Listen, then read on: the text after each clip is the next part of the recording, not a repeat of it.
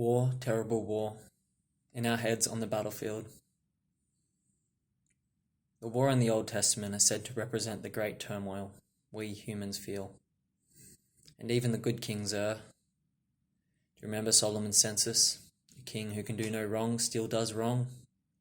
Do you remember the Battle of Salamis? Ships twisted and thrashed into God's fate. Do you remember how Hannibal walked elephants over the Alps to trick and corner the Romans into convulsion? When Kaiser crossed the Rhine to show the Gauls who was boss. When Clovis beat the Moors for Christendom, luck turned that guy Catholic. When arrows hit a king's eye at Hastings. When thousands fought and died for their respective king in the Battle of the Roses. When Napoleon trounced Europe in the name of a revolution he never upheld.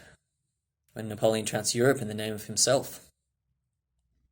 I don't remember. It's in our collective past, sure, but these are just fine bloody imprints of boots walking to the altar, celebrating life through macabre lighting, the fire burning hair and bones, reminding us that once upon a time the only way to be great was with a sword. I suppose this is true now in our modern history. Wars have blazed with that same fire, burning the hearts of men into ashes, but I do not know war. I thought about it, joining, experiencing the sadness of this world, but I'm sad enough. I thought about it, joining, experiencing mateship like I have never known. Blood can do that, I am told. But I have friends I would die for already. I thought about it, fighting for God, king and country, releasing the shackles of my individualism and fighting for a greater cause. But my God would hug theirs until the tears dried up. My king would stand beside the wounded and offer help with his gnarled ring-covered fingers. My country would only cheer when the fighting stopped, when I came home to hug my wife, to watch my children grow, when I died peacefully in its arms. But I don't know war.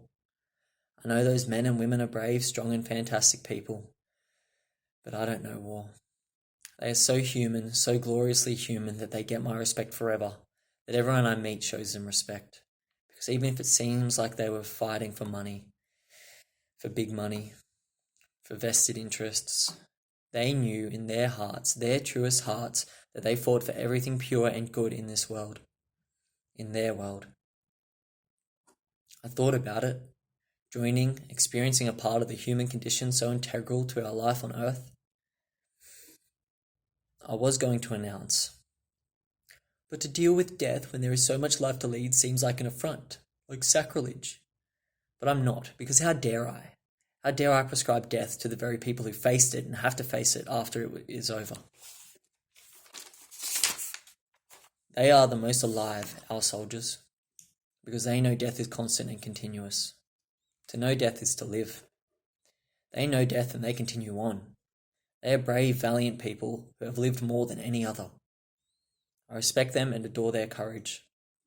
I do not know war. The stories they tell are terrible. I know we create war. I know it is human. Can we redefine humanity? I don't know. Wars will sit with us, I think. They will sit with us until we calm the great turmoil within us.